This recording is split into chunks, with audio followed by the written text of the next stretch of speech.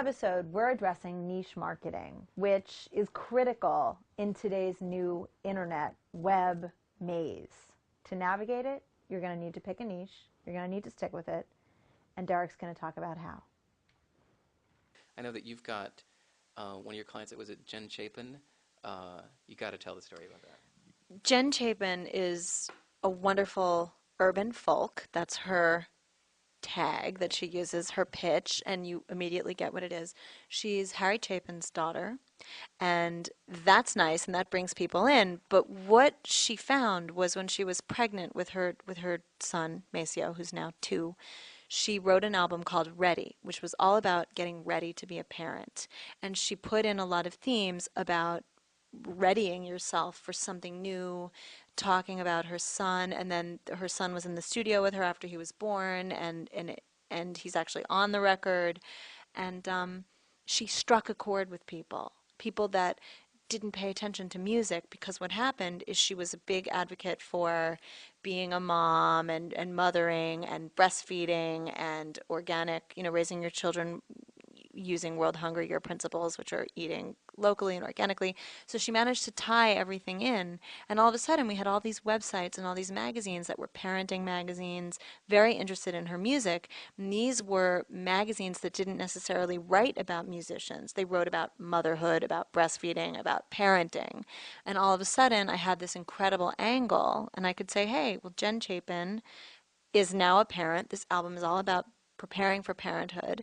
And we had some amazing success in areas that we never would have been able to. So it gets right back down to that niche marketing. And so when you're thinking about your niche marketing artists, I think something to do is make a list of everything that turns you on and everything that you think isn't pertinent to your music career. Because what I can tell you is not every musician, of course, has the privilege or the pleasure of being a full-time musician. A lot of people have day jobs, families, lives outside of their musician lives, and you can actually use that to your benefit to tie in to your niche marketing. Yeah. I have one client, Block.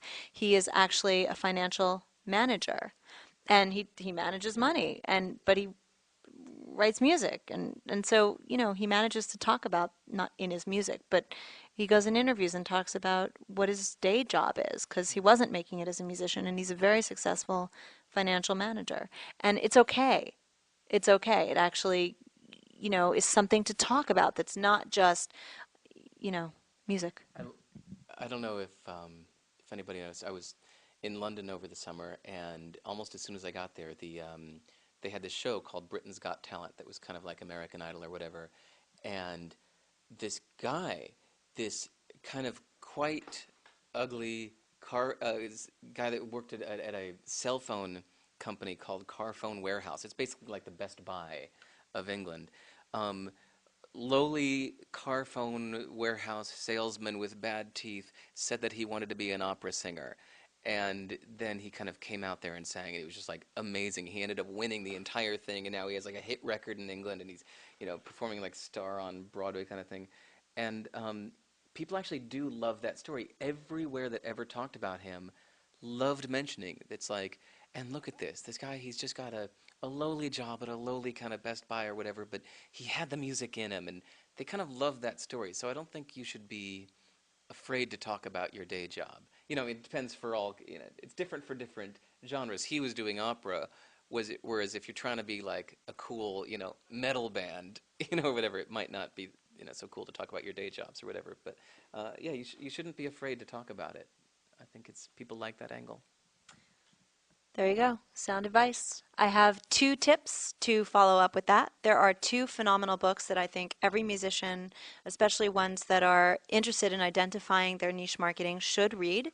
One is called Riches in Niches. It's by a wonderful author named Susan Friedman. You can find it on Amazon.com. The other one to check out is an amazing article by Chris Anderson called The Long Tail. Chris Anderson is the editor of Wired magazine. He wrote a fabulous book based on the article. You can find it probably at wired.com, and the book is also called The Long Tail.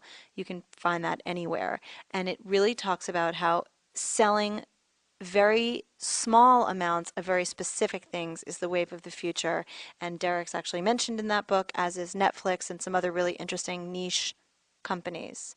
So those are the two tips for the day. This is Ariel with Sound Advice and Derek Sivers.